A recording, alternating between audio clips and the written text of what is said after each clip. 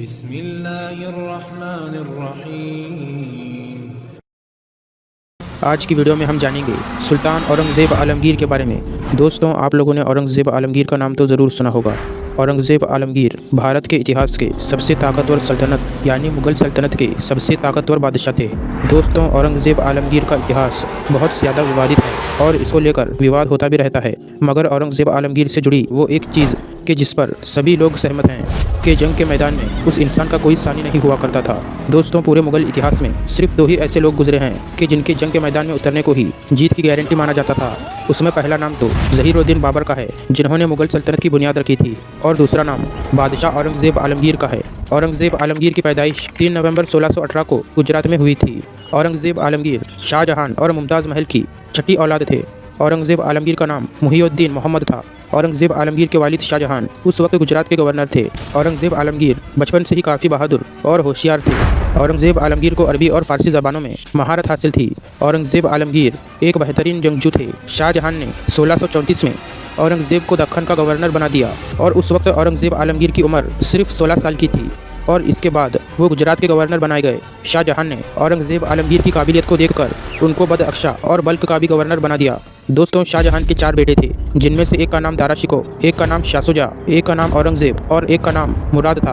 कहा जाता है कि शाहजहां को अपने बड़े बेटे दारा शिकोह से ज़्यादा मोहब्बत थी और शाहजहां ये चाहते थे कि उनके बाद मुग़ल सल्तनत का अगला बादशाह उनका बड़ा बेटा दारा शिकोह ही बने। लेकिन जैसे जैसे शाहजहां के बेटे समझदार हो रहे थे, शाहजहां को यह महसूस होने लगा था कि आने वाले वक्त में हो ना हो मेरे चारों बेटों में सल्तनत को लेकर ज़रूर लड़ाई होगी। इसलिए शाहजहां ने चारों बेटों में खून खराबा रोकने के लिए एक तरीका ढूंढ लिया था। शाहजहां ने अपनी सल्तनत के 4 टुकड़े किए, जिनमें से शाह शुजा को बंगाल का इलाका दिया और औरंगज़ेब को दक्खन यानी हैदराबाद का इलाका दिया, मुराद को गुजरात का इलाका दिया और अपने सबसे बड़े बेटे दारा शिकोह को मुल्तान और काबुल का इलाका दिया। चारों को अलग अलग जिम्मेदारी मिलने के बाद दारा शिकोह के अलावा शाहजहां के तीनों बेटे अपनी अपनी जिम्मेदारी निभाने अपने अपने इलाकों में चले गए। लेकिन दारा शिकोह मुल्तान और काबुल जाने के बजाय शाहजहां के साथ ही रहता रहा और वो हमेशा यही सोचता रहा कि आखिर किस तरह शाहजहां को कंट्रोल में लेकर पूरी मुग़ल सल्तनत पर कब्जा किया जाए।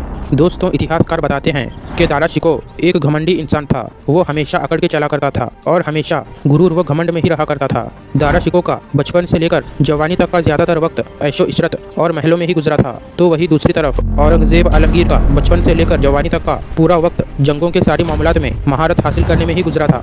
दोस्तों, एक तरफ औरंगज़ेब आलमगीर का झुकाव उनके मजहब की तरफ था, तो वही दूसरी तरफ दारा शिकोह एक ऐसा इंसान था जो किसी भी मजहब को नहीं माना करता था।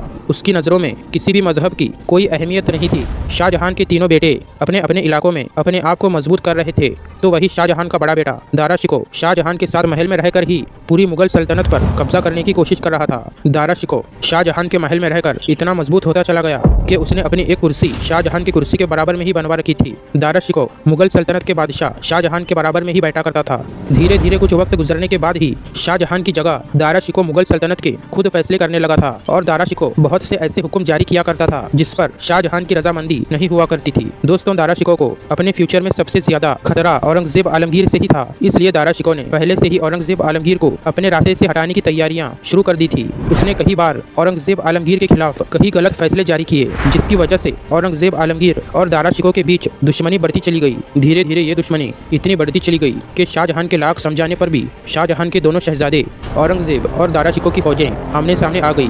इस जंग में दारा शिकोह की फौज औरंगज़ेब की फौज से बहुत ज़्यादा थी। इसके अलावा मुग़ल सल्तनत का सारा खजाना भी दारा शिकोह के ही कब्जे में था। इतना ही नहीं, उस वक्त के मुग़ल सल्तनत के बादशाह शाहजहां की हिमायत भी दारा शिकोह को ही हासिल थी। लेकिन इन तमाम चीज़ों के बावजूद भी दारा शिकोह का औरंगज़ेब आलमगीर से जंग की काबिलियत में कोई मुकाबला नहीं था। औरंगज़ेब आलमगीर की जंग की जो काबिलियत थी उसे शाहजहां बहुत अच्छी तरह से जानते थे। यही वजह थी कि शाहजहां ने कई खत लिखकर अपने बड़े बेटे यानी दारा शिकोह को ये जंग लड़ने से मना किया। लेकिन दारा शिकोह अपने पास बड़ी फौज और बहुत सारा खजाना होने से गुरूर व घमंड में था। उसने घमंड में अपने वालिद शाहजहां के किसी भी मशवरे को नहीं माना, बल्कि उसने शाहजहां के हर खत के जवाब में यही बात लिखी कि मैं जल्द ही आपके बागी बेटे यानी औरंगज़ेब के हाथ पांव बांधकर आपके सामने पेश करूंगा। शाहजहां के लाख समझाने के बावजूद भी आखिरकार ये जंग शुरू हो गई और इस जंग में औरंगज़ेब आलमगीर को फतह मिली और मुग़ल सल्तनत के अगले बादशाह औरंगज़ेब आलमगीर बने। औरंगज़ेब आलमगीर की हुकूमत का ज़्यादातर वक्त जंगों में बगावतों को ख़त्म करने में में और अपने अंदर पल रहे गद्दारों से निपटने में ही लगा रहा। औरंगजेब आलमगीर ने दक्षिणी भारत में बीजापुर और गोलकुंडा को फतह कर लिया था। इसी बीच शिवाजी की मराठा फौज भी मुगलों से टक्कर लेने की हिम्मत कर चुकी थी। औरंगजेब आलमगीर ने राजपूत कमांडर राजा जय सिंह को शिवाजी से जंग लड़ने के लिए भेज दिया। जयसिंह के पास हौसला और तजुर्बा दोनों खूब थे।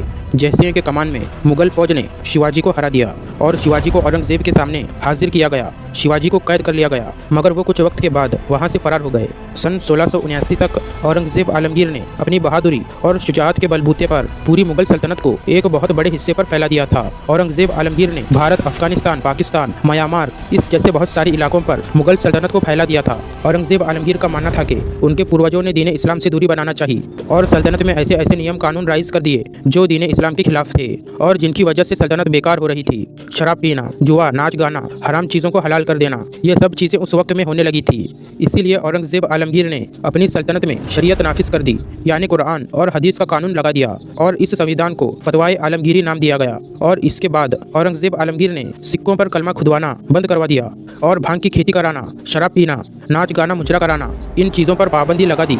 सन 1663 में औरंगजेब आलमगीर ने सती प्रथा पर भी पाबंदी लगा दी। सती प्रथा हिंदुओं में एक ऐसी अमानवीय प्रथा थी जिसमें किसी औरत का पति मर जाने पर उस औरत को भी उसके पति की चिता पर जिंदा लिटाकर जला के मार दिया जाता था। ऐसी गैर इंसानी प्रथा को औरंगजेब आलमगीर ने बंद करा दिया। यही सबसे बड़ी वजह थी कि उस वक्त के जाट और राजपूत समुदाय के कुछ कट्टर समूहों ने औरंगजेब आलमगीर के खिलाफ बगावत छेड़ दी।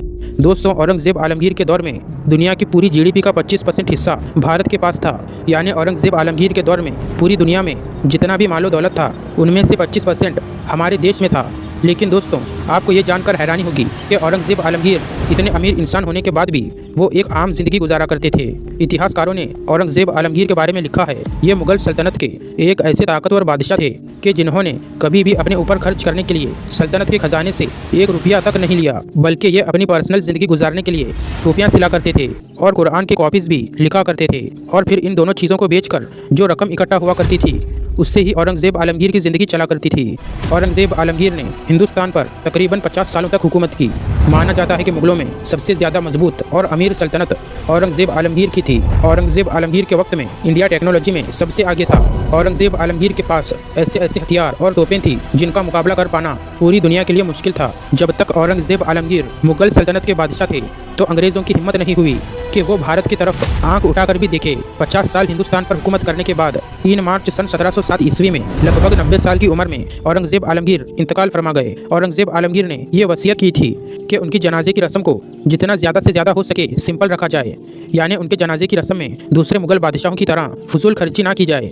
इसके अलावा औरंगजेब आलमगीर की यह भी वसीयत थी कि मरने के बाद उनके कब्र के ऊपर दूसरे मुगल बादशाहों की तरह लाखों या करोड़ों रुपए खर्च करके एक आलीशान मकबरा ना बनवाया जाए, बल्कि मेरी कब्र को हमेशा हमेशा के लिए खुले आसमान में ही रहने दिया जाए। यही वजह है कि आज भी जहां एक तरफ दूसरे मुगल बादशाहों की कब्रें आलीशान मकबरों में मौजूद हैं, तो वही दूसरी तरफ सल्तनत के सबसे ताकतवर बादशाह औरंगजेब आलमगीर की कब्र खुले आसमान में मौजूद है। और ये कब्र इंडिया की महाराष्ट्र स्टेट के मशहूर शहर औरंगाबाद में मौजूद है। Don't forget to like and subscribe for more videos.